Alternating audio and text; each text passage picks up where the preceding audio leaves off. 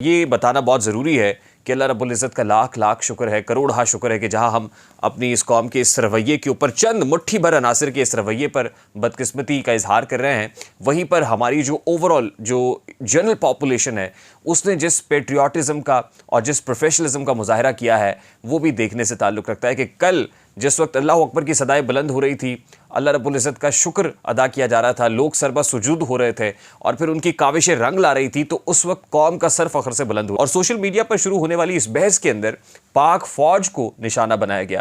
यानी पाक फौज की जो एफर्ट थी उसको सबूताज करने की कोशिश की गई और ये कहा गया कि फौज ने तो वक्त ज़ाया किया है। सुबह 7:45 पर जब यह हादसा पेश आया और डोली जो 2 तारों से अलहदा हुई और एक तार पर लटक कर रह गई, इस पे फंसे हुए लोगों को बहुत पहले बचाया जा सकता था अगर मकामी लोगों को गो हेड दिया जाता। बदकिस्मती की बात है कि मुझे आज ये बात करनी पड़ रही है, लेकिन मैं ये समझता हूं कि ज़रूरी है हकायक लोगों के सामने रखे जाएं और उन लोगों को बेनकाब किया जाए जो अपने वेस्टेड इंटरेस्ट के लिए, अपनी गंदी सियासत के लिए हमारे कौमी इदारों को बदनाम करते हैं। शिराज अहमद शिराजी साहब का इस सारी स्टोरी पर क्या मौक़िफ़ है, मैं चाहता हूँ ज़रा वो भी आपको सुनवाएं। उसके बाद मैं मुसलसल राब्तों में रहा जो खैबर पख्तूनख्वा के गवर्नर है उनके साथ, गवर्नर हाउस के साथ। उसके अलावा मैं राब्ते में रहा वज़ीर-ए-आला सेक्रेटेरिएट के साथ। फिर उसके बाद कमिश्नर हज़ारा की तरफ से एक रिक्वेस्ट की गई हेलीकॉप्टर की। ये हुआ क्या, जरा अली सवाती साहब की गुफ्तगू सुनिए। सदाकत तो ये है जी कि मैं Heavens Bay zip line adventure private limited represent कर रहा हूँ, अली सवाती। और मुझे फौज ही लेके गई। ये फौज ने 4 हेलीकॉप्टर्स के साथ एक बंदा रेस्क्यू कर लिया था। मौसम खराब था और अंधेरा होना शुरू हो गया था और हेली की होवरिंग से जो नीचे विंड का प्रेशर बनता है उस वजह से डोली को नुकसान हो रहा था, वो डोली गिर सकती थी। अस्सलाम वालेकुम मेरे सादा से पाकिस्तानियों, मेरा नाम रेहान तारिक है और आप मेरा यूट्यूब चैनल और फेसबुक पेज देख रहे हैं। हम बड़ी बदकिस्मत कौम है, हम सानेहात पर भी, हादसात पर भी सियासत करते हैं। हम हादसात को भी सियासत की नज़र कर देते हैं और इतनी पोलराइज्ड सोसाइटी हो गई है कि हम ये देखते हैं कि कौन सा हादसा किस पॉलिटिकल पार्टी को ज़्यादा डैमेज कर सकता है। इस सारे एस्पेक्ट पर मुझे बात करनी है और हमारी टीम ने इस पर खासी वर्किंग की है। तमाम तर हकायक आज आपके सामने हम रखेंगे, लेकिन उससे पेशतर ये बताना बहुत ज़रूरी है कि अल्लाह रब्बुल इज़्ज़त का लाख लाख शुक्र है, करोड़ शुक्र है कि जहां हम अपनी इस कौम के इस रवैये के ऊपर, चंद मुट्ठी भर अनासिर के इस रवैये पर बदकिस्मती का इजहार कर रहे हैं, वहीं पर हमारी जो ओवरऑल जो जनरल पॉपुलेशन है उसने जिस पेट्रियाटिज़म का और जिस प्रोफेशनलिज्म का मुजाहरा किया है वो भी देखने से ताल्लुक़ रखता है कि कल जिस वक्त अल्लाह अकबर की सदाएं बुलंद हो रही थी, अल्लाह रब्बुल इज़्ज़त का शुक्र अदा किया जा रहा था, लोग सरबा सुजूद हो रहे थे और फिर उनकी काविशें रंग ला रही थी, तो उस वक्त कौम का सर फख्र से बुलंद हो रहा था कि कैसी कोऑर्डिनेटेड एफर्ट है, कैसी मरबूत कोशिश है कि जिसके ज़रिए से बटग्राम की तहसील अलाई 600 फीट की बुलंदी के ऊपर घने जंगल के ऊपर एक डोली में फंसे हुए 8 लोगों को जिस अंदाज में रेस्क्यू किया गया और इंसानों की ज़िंदगियां बचाई गई हैं, वो देखने से ताल्लुक़ रखता है। और वैसे भी जिसने एक इंसान की जान बचाई, गोया उसने पूरी इंसानियत की जान बचाई, ये हमारा ईमान है। अच्छा, इस सारे मामले के बाद सोशल मीडिया के ऊपर एक बहस शुरू हो गई और सोशल मीडिया पर शुरू होने वाली इस बहस के अंदर पाक फौज को निशाना बनाया गया। यानी पाक फौज की जो एफर्ट थी उसको सबूताज करने की कोशिश की गई और ये कहा गया कि फौज ने तो वक्त ज़ाया किया है। सुबह 7:45 पर जब यह हादसा पेश आया और डोली जो 2 तारों से अलहदा हुई और एक तार पर लटक कर रह गई, इस पे फंसे हुए लोगों को बहुत पहले बचाया जा सकता था अगर मकामी लोगों को गो हेड दिया जाता। यानी मकामी लोगों के बारे में कहा गया कि वो तो बड़े ट्रेंड हैं, बड़े स्किल्ड हैं, बड़े इक्विप्ड हैं, अगर उन्हें जाने दिया जाता तो बड़ी आसानी से इस सारे मामले को वो टेक ओवर करते और रेस्क्यू करके ले आते। लेकिन ये जो लेतो लाल से काम लिया गया या बहुत डिले हो गया इसके अंदर या प्रोलॉन्ग हो गया, इसकी वजह कमांडोज हैं, इसकी वजह पाक फौज है, इसकी वजह वो 2 हेलीकॉप्टर्स हैं। अब इस सारे मामले में असल हकायक क्या हैं, इन बच्चों को बचाने वाले कौन है?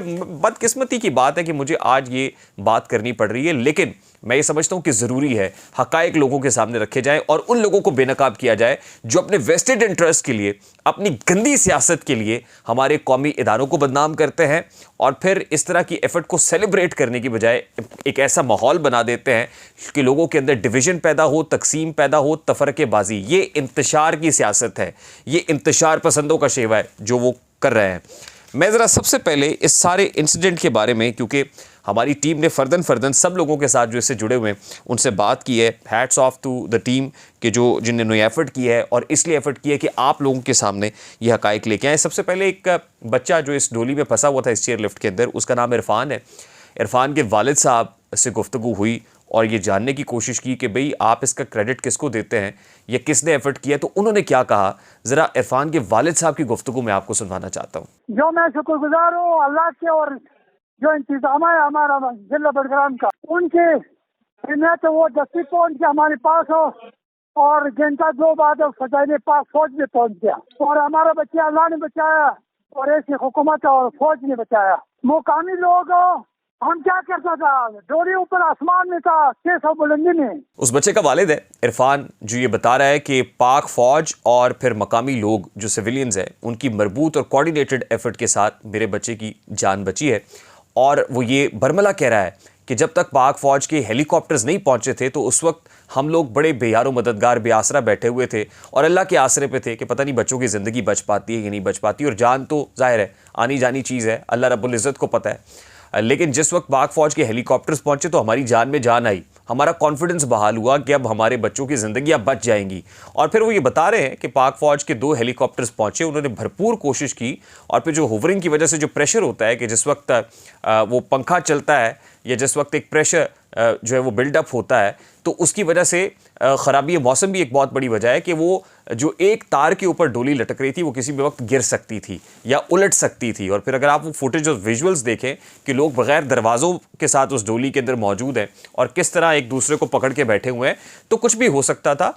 हिफाजती तौर पर ही इस ऑपरेशन को रोक के ज़मीनी ऑपरेशन को कंडक्ट करने की कोशिश की गई थी और वो भरपूर क्रेडिट दे रहे हैं पाक फौज को भी और मकामी लोगों को भी। और वो कहते हैं कि हम 1000 की तादाद में तकरीबन लगभग 1000 बंदा नीचे खड़ा हुआ था और उसको कुछ पता नहीं था जब तक पाक फौज के हेलीकॉप्टर्स नहीं पहुंचे थे।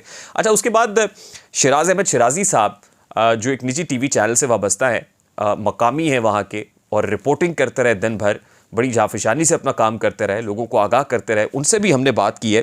शिराज अहमद शिराजी साहब का इस सारी स्टोरी पर क्या मौक़िफ़ है, मैं चाहता हूँ ज़रा वो भी आपको सुनवाएं। उसके बाद मैं मुसलसल राब्तों में रहा जो खैबर पख्तूनख्वा के गवर्नर है उनके साथ, गवर्नर हाउस के साथ। उसके अलावा मैं राब्ते में रहा वज़ीर-ए-आला सेक्रेटेरिएट के साथ, कमिश्नर हज़ारा, डिप्टी कमिश्नर बटग्राम के साथ। तो मुख्तलिफ़ तरीक़ों से उनसे बातचीत की और उसके बाद इंतज़ामिया भी हरकत में आई। फिर उसके बाद कमिश्नर हज़ारा की तरफ से एक रिक्वेस्ट की गई हेलीकॉप्टर की चेयर लिफ्ट फंस गया था। उसका सबसे बड़ा जो मसला पेश आ रहा था, जो 2 रस्सियाँ टूट गई थी तो एक रस्सी के सहारे वो था, हवा का रफ्तार बहुत ज़्यादा था, इसीलिए मुश्किलात पेश आ रही थी कि कहीं ऐसा ना हो कि हेलीकॉप्टर करीब आए और ये डोली जो है ये उलट ना जाए या जो रस्सी है वो टूट ना जाए। आर्मी, एसएसजी कमांडोज, मकामी इंतज़ामिया, बडग्राम पुलिस सब वहाँ पर मौजूद थे। और फिर जो माहिर लोग हैं, इसमें एक अली नाम का बंदा है जिसको बेरकुंड मानसेरा से लेके आए थे। उसके अलावा कोका मामा एक कंपनी है, उनको लेके आए थे। तो ये सब कुछ फ़ौज की निगरानी में हुआ, सब कुछ आर्मी की निगरानी में हुआ, कमांडोज़ और एसएसजी कमांडोज़ बडग्राम पुलिस की निगरानी में हुआ। मुकामी लोगों ने भी भरपूर कोशिश की। तो शिराजी साहब की गुफ्तगू आपने सुनी, वो तो खोल कर ये रख रहे हैं कि कौन क्या कर रहा था, किसने क्या ड्यूटी अंजाम दी है, इसमें जिप लाइनर्स कौन से थे, किस कंपनी को हायर किया गया था या उसकी खदमात मांगी गई थी, डीसी मानसेरा क्या कर रहे थे और मौके पर जो जीओसी पहुंचे थे वो क्या कर रहे थे, एसएसजी कमांडोज क्या कर रहे थे, रेस्क्यू टीमें कहाँ पर मौजूद थी। और मेरा ख्याल है कि इनकी गुफ्तगू से खासी हद तक ये मामला क्लियर हो जाता है। लेकिन अगर आप मज़ीद क्लैरिटी चाहते हैं तो फिर ज़रा अली सवाती साहब को सुनिए। ये अली सवाती वो जिप लाइनर है जो जिप करके पहुंचे थे वहाँ पे और इनके बकौल और रनी शाहिदीन के बकौल, रेस्क्यू टीम के बकौल 6 लोगों को इन्होंने रेस्क्यू किया था। कुल 8 लोग थे, 8 में से एक बच्चे को पाक फौज के हेलीकॉप्टर ने रेस्क्यू कर लिया था जिसकी दिल की धड़कनें बेतरतीब थी। मेडिसिन वहाँ तक पहुँचाई गई, पानी और खाना पहुंचाया गया। उस बच्चे को जिस अंदाज में रेस्क्यू किया गया वो भी देखने से ताल्लुक़ रखता है, प्रोफेशनलिज्म है। और एक बच्चे को वहाँ की मकामी आबादी ने रेस्क्यू किया था। बाकी 6 लोग अली सवाती साहब की टीम ने रेस्क्यू किए थे। ये अली हेवंस वे के नाम से एक कंपनी है, जिप लाइन एडवेंचर्स लिमिटेड के नाम से रजिस्टर्ड है और इस कंपनी की खदमात ली गई पाक फौज की जानिब से। ये हुआ क्या, जरा अली सवाती साहब की गुफ्तगू सुनिए। सदाकत तो ये है जी कि मैं Heavens Bay zip line adventure private limited represent कर रहा हूँ अली सवाती। और मुझे फौज ही लेके गई। ये फौज ने 4 हेलीकॉप्टर्स के साथ एक बंदा रेस्क्यू कर लिया था। मौसम खराब था और अंधेरा होना शुरू हो गया था और हेली की होवरिंग से जो नीचे विंड का प्रेशर बनता है उस वजह से डोली को नुकसान हो रहा था, वो डोली गिर सकती थी। जी जी। इस वजह से फौज ने इसको रोका और फौज ने जिप लाइन के थ्रू इसको ऑपरेशनल मतलब ऑपरेट करना किया जी के फाइनल ये करेंगे। वो फिर मुझे फौज ने अप्रोच किया डीसी मानसरा के थ्रू। डीसी मानसरा ने उन्हें सजेस्ट किया कि यार अली हेवंस वे को जो रिप्रेजेंट कर रहे हैं ये जिप लाइन के एक्सपर्ट हैं, आप इनको अप्रोच करें, ये काम कर लेंगे। फिर मुझे हेलीकॉप्टर के जरिए आर्मी ने ठाकरा स्टेडियम मानसरा से उठाया और पश्तो जो जगह है इनका गाँव है उधर मुझे लेके गए मेरी टीम के साथ। हमने वहाँ पे जाकर रेस्क्यू किया, लेकिन अंडर सुपरविजन ऑफ आर्मी की सुपरविजन में हमने सारा काम किया। GOC SSG वहाँ पे खुद मौजूद थे, जनरल साहब, साथ उनके मेजर असद थे एविएशन के, सारे लोग मौजूद थे। उनके साथ हमने मिल के ये प्रोजेक्ट किया है। मतलब मैं इसका क्रेडिट नहीं लेना चाहता, सारा क्रेडिट आर्मी का और मेरा 50% हमने दोनों पार्टियों ने वर्किंग की इस पे। तो अली सवाती साहब की गुफ्तगू आपने सुनी है। वो खुद कह रहे हैं कि मैंने अपनी टीम के साथ 6 लोगों को रेस्क्यू किया। जब हमने पूछा कि भाई आपकी खिदमत किसने ली, कि आप वहाँ के मकामी थे, तो वो ये कहते हैं कि जो DC मानसेरा हैं उनकी वसातत से पाक फ़ौज ने मुझसे रब्ता किया और पाक फ़ौज का एक हेलीकॉप्टर ठाकरा स्टेडियम से मुझे वहाँ से उन्होंने हेलीकॉप्टर में बिठाया और हेलीकॉप्टर वहाँ पहुँचा। मैं अपनी टीम के साथ पहुँचा और team zip line adventure limited की थी और हमने अपनी टीम की मदद से 6 लोगों को रेस्क्यू कर लिया।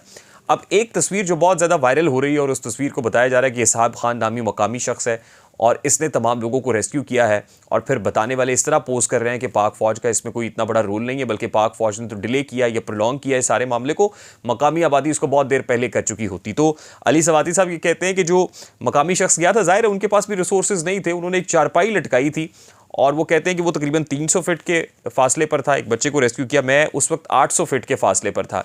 और ये भी मैं आपको बता दूं कि टोटल जो ये लाइन है ये तकरीबन 2 मील का फासला बनता है। ये 2 मील का फासला रोज़ बच्चे कवर करते हैं। 150 अफराद इसी लाइन के ज़रिए से एक पहाड़ की चोटी से दूसरी तरफ जाते हैं। ये भी एक अनफॉर्चुनेट पहलू है। मैं इस तरफ भी आता हूँ और फिर इरफान के वाले साहब ने जाते जाते सरकार से जो रिक्वेस्ट की है मैं उस तरफ भी आऊँगा। लेकिन अली सवाती साहब ये कहते हैं कि उस शख्स की वजह से जो चारपाई डाल के इस लाइन के ऊपर ट्रैवल करने की कोशिश कर रहा था, हमारे 2 घंटे ज़ाया हो गए। वो एक बच्चे को रेस्क्यू करने में कामयाब हो गया, बड़ी अच्छी बात है, अप्रिशिएटेड। लेकिन अगर वो ये ना करते, वो जब वो वहाँ पहुँच गया चारपाई के ऊपर, तो उसको वापस लाने के लिए भी हमें 2 घंटे लगे, क्योंकि एक और जो है वो खदशा पैदा हो गया था कि पता नहीं वो वापस सही सलामत पहुँच सकता है या नहीं पहुँच सकता है। तो इस वजह से हमारे 2 घंटे ज़ाया हो गए। उसके बाद हमने प्रोफेशनली उस जिप लाइन के थ्रू ट्रैवल किया और हम 800 फीट की दूरी पर थे। हमने वहाँ से फर्दन लोगों को वापस ले आए, यानी 6 लोग हमने रेस्क्यू किए। एक पाक फ़ौज का हेलीकॉप्टर पहले ले गया था और एक वहाँ का जो मकामी शख्स है, जो साहब खान बताया जा रहा है, वो रेस्क्यू करके लेके आया। तो यानी ये प्रोफेशनलिज्म भी है और पेट्रियाटिज़म भी है। यानी पाक फ़ौज और अवाम आपस में जब बंद मुट्ठी की मानंद बाहम एक हो जाते हैं और हम इस परचम के साए तले हम एक हैं का नारा लगाते हैं, तो फिर हम कोई भी पुरखतर रास्ता हो, कोई भी परेशानी हो, कोई भी हादसा हो, हम आसानी से उसको काउंटर फाइट कर सकते हैं और फिर हम ही फ़तह याब लौटते हैं। फ़तह हमारा मुकद्दर ठहरती है। और अगर यही इत्तेहाद और बाहमी जो यकजहती का मुजाहरा हर मामले में किया जाए तो कितना अच्छा हो। यहाँ से एक प्रेसिडेंस भी सेट होता है।